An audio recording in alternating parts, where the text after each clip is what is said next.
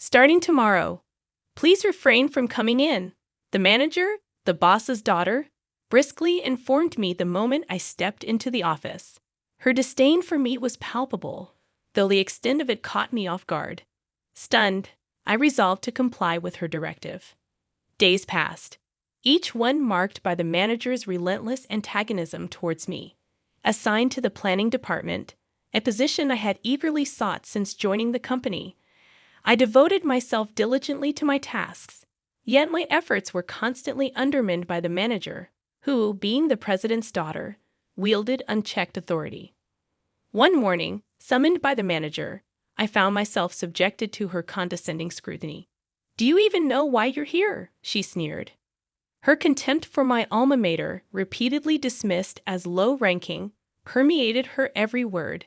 The sense of alienation among my colleagues compounded my discomfort.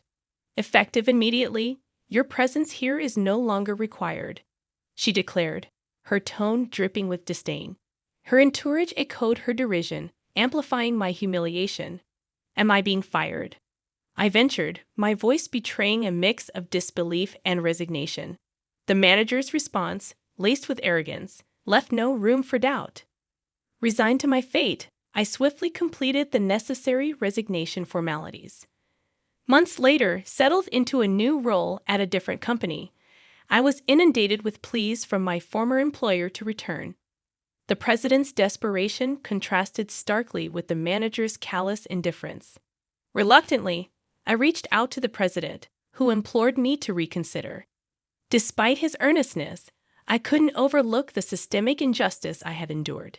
The company's pleas fell on deaf ears as I resolved to forge ahead without looking back. "I am no longer associated with that company," I asserted, my intention to end the call evident. "We can sort this out if we talk. I'll bring my daughter along next time so we can discuss this." The president countered before I disconnected without a reply. I intended to call back later. Upon arriving at work, I was informed of visitors. Doubtful, I made my way to the reception room, only to find the former company's president and the manager waiting. "You really came, and how do you know I'm working at this company?" I questioned, surprised. "The company I currently work for is a rival of my previous one." "Hey, Ben, I used my connections to find you." "For now, just take a seat," the president insisted. Reluctantly, I complied, meeting the manager's gaze, wondering if she had truly come to apologize. Suddenly, she slammed her hand on the table.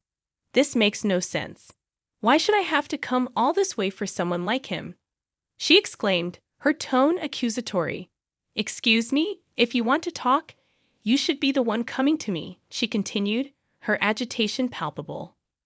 Far from apologizing, she was yelling at me. "I don't really have anything to say," she ranted. "It's ridiculous to quit just because you got a little scolded at work." "Quit because I was scolded? What do you mean? I gave advice on your plan, but you didn't want to take it, so you quit." "That's not how a professional behaves," she insisted, her words bewildering. I couldn't comprehend what the manager was saying. "That's not how it happened." "I was suddenly told not to come to the company," I interjected, trying to clarify. "You think just because I'm the president's daughter, I got my position through connections, and you don't want to take advice from me," she continued, unfazed by my explanation. The manager kept spouting nonsense without caring about what I had to say. "Wait, that's not true. You never even looked at my plans," I retorted, frustration mounting. "Dad, I've been enduring until now, but I can't anymore." "He always looked down on me because I'm a woman," she accused, her tone laden with resentment. Got mad for a little scolding, saying that. The manager ignored my words, acting as if she sought comfort from the president. "My daughter was treated like that." "None of that is true. So you're saying her crying is a lie?" The president interjected, disappointment evident in his voice. "I'm disappointed, Ben. I didn't think you were that kind of person," he added, his words piercing. "Moreover, it's outrageous to get re-employed by a rival company," the manager concluded, her disdain palpable. "I truly wanted to continue working in the same field. That's why I made the difficult decision to join this company. That was the truth. Even after joining the planning department I aspired for, I was completely ignored by the manager and never got the chance to prove my capabilities. However, I couldn't bring myself to leave this industry, and my current company welcomed me. You must have sold our company's information to get this job, right? Why else would they hire someone as incompetent as you? The manager accused.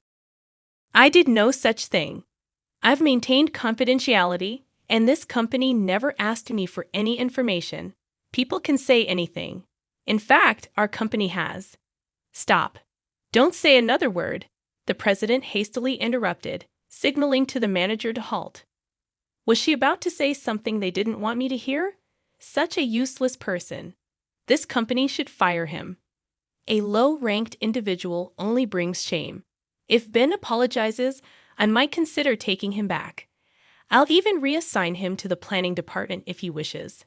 For now, we don't need someone like him. Just bear with it and continue as usual. We'll manage. Then, I want a raise. The two of them continued discussing without any regard for my opinion. Despite my repeated expressions of unwillingness to return, I was being told to apologize and be forgiven. The frustration of being treated like a fool left me trembling. The manager noticed and sneered. Are you crying with joy? It figures. Low-ranked individuals really can't help themselves. You really are a kind soul, aren't you? She mocked. Sure, I am. Taking someone like him back is nothing short of generous. Just make sure you don't irritate me too much. Make sure you listen to your boss, okay? I have no intention of leaving this company, I asserted. You still don't get it. I'm offering to take care of you before you get fired for incompetence. You really are clueless. That's the way it is. But don't quit over a little scolding this time, the president added dismissively. The mocking continued. Saying that, the president and the manager mocked me. Mr. President, if I may be so bold, the manager is lying. I spoke up, desperate. After all we've been saying, you're taking this attitude. I'm not lying. That's quite the accusation. Do you have any evidence to back that up? Yes, I prepared this just in case, I said and took a voice recorder out of my bag. I had recorded not only the day the manager told me to leave, but also any other occasions when she had said something unreasonable. You've been recording me? Unbelievable. At the sight of the voice recorder, the manager visibly panicked. Dad, we don't need to listen to this. Let's just go. Then I'll play it. I played the recording, making sure the manager, who was attempting to leave, could hear it. The recording unmistakably captured the manager's voice instructing me not to come to the company. What's the meaning of this? My daughter was lying. It's a lie, the president explained. Undeterred, I went on to reveal all the unfair treatment I had endured from the manager. The recording included the sound of my proposal being torn up, the manager and her aunt bad-mouthing me during work hours, and the crucial exchange where I asked why my proposals were never reviewed. Her reply stung. They're from a low-ranked individual like you. Your ideas are as expected. It was undeniable proof that the manager had been lying. By the way, this is the proposal that the manager tore up, I said, handing a freshly printed proposal to the president. He took it, visibly shaken, and started reading. No way. It's the plan for the hit product this company is currently selling, he explained. This project was one I had poured my heart and soul into, hoping for the manager's approval, but all my efforts had been in vain. The proposal was torn up without even being read. Why did you reject this proposal? You didn't even look at it. I demanded. The manager shrugged it off.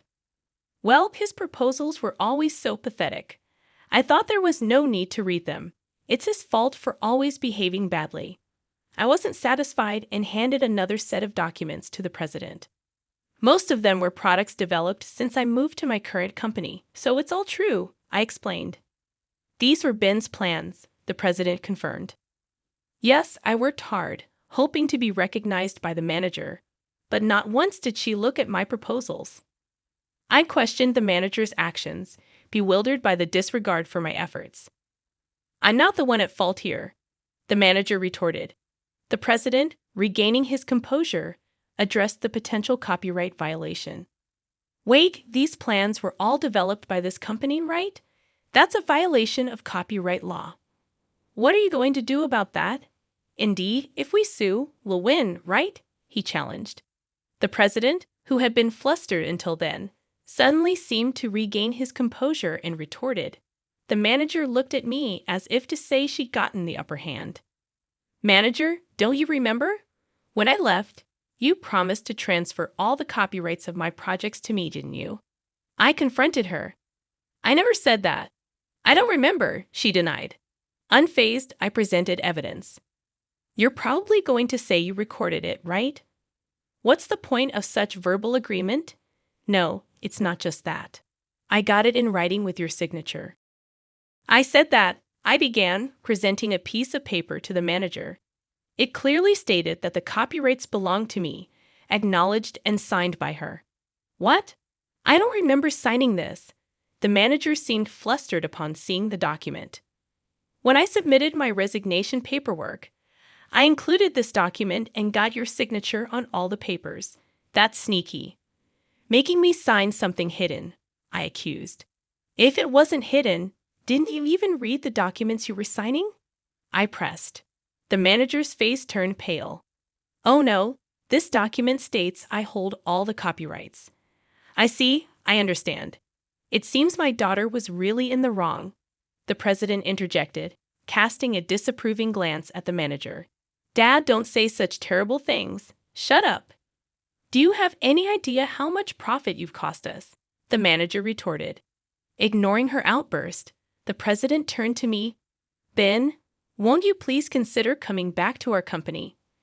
I promise to offer you a higher position than before, one better than your current company can provide. What about me then? You were not ready for the manager position. Start from the beginning again. The president's words made the manager crumble. But such things no longer mattered to me. The president was desperately trying to win me over. So, what do you say? Have you changed your mind about returning? There's no one left to give you a hard time anymore, you know, the president urged, his eyes gleaming. Wanting to leave the situation, I asked him a question. There's something I want to ask. Sure, ask me anything, the president replied eagerly. It hasn't been long since I left your company, so why are you so desperate to bring me back now? I questioned. The president's voice suddenly faded, and he began to make excuses. We've been very busy recently. I thought about addressing it sooner, but I couldn't find the time. Sorry, he stumbled over his words. I didn't miss the president's eyes darting around as he made excuses. Is that so? Because it seemed like you were mostly playing golf when I was working there, I remarked pointedly. That was necessary for business networking. If you want, I can take you with me from now on, the president offered. No, that's all right. Feel free to reach out anytime, I declined. You're going to be our star player from now on, the president continued, talking as if my return to the company was a foregone conclusion, though he was making concessions. The pressure of not going against the president weighed heavily on me. There must be a reason you want me back in the company so badly. Reason. It's nothing grand. I just want to make things right for you, especially since my daughter caused you trouble. The president smoothly dodged the issue, but I could see through his facade. The president's real motive was clear, rendering this all a futile effort. Our company's performance had been growing, while his company had started to stagnate right after I joined. The products I planned hit the market successfully, skyrocketing sales, and rapidly increasing the company's reputation. I even got interviewed on TV as the planner. Compared to this thriving company, the president's company's performance had been lackluster. Being a traditional company, it failed to incorporate anything new and lacked buzz. Once seen as rivals, the difference between the two companies was now like night and day. Did you see me on TV? Is that why you hastily contacted me? Well, what was it again? Didn't you realize I had left or that your company's performance wasn't growing until you saw me on TV? I had a lot I wanted to say. Why did he ignore the harassment I was receiving? Why didn't he inquire when I had to leave abruptly for an unreasonable reason? But conveying that to the president now meant nothing. There's no need for me to be involved anymore, I stated firmly. Did you think I was unaware of everything? You're a spiteful person. Yes, our company is in a pinch. If you know that, come back quickly. The president's tone turned accusatory. I have no intention of leaving this company, I affirmed. Are you defying me?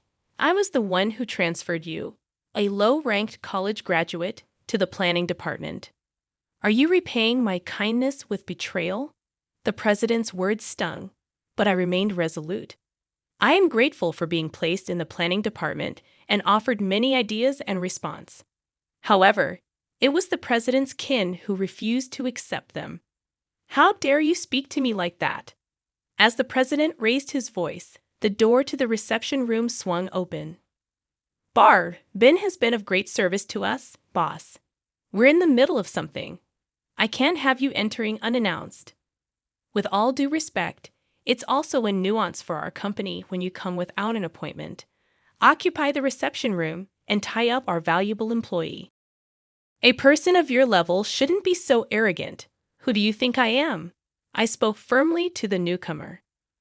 My apologies. May I offer you my business card? My boss presented a business card to the president. The president snatched it, and his face turned pale as he read it. My father is busy, so I came in his stead. I will be serving as the CEO from next year. My boss, like the manager, was the son of the company's president and an extremely capable person set to become the new president next year. I had no idea. No problem. We're grateful for the talented individual you've provided us.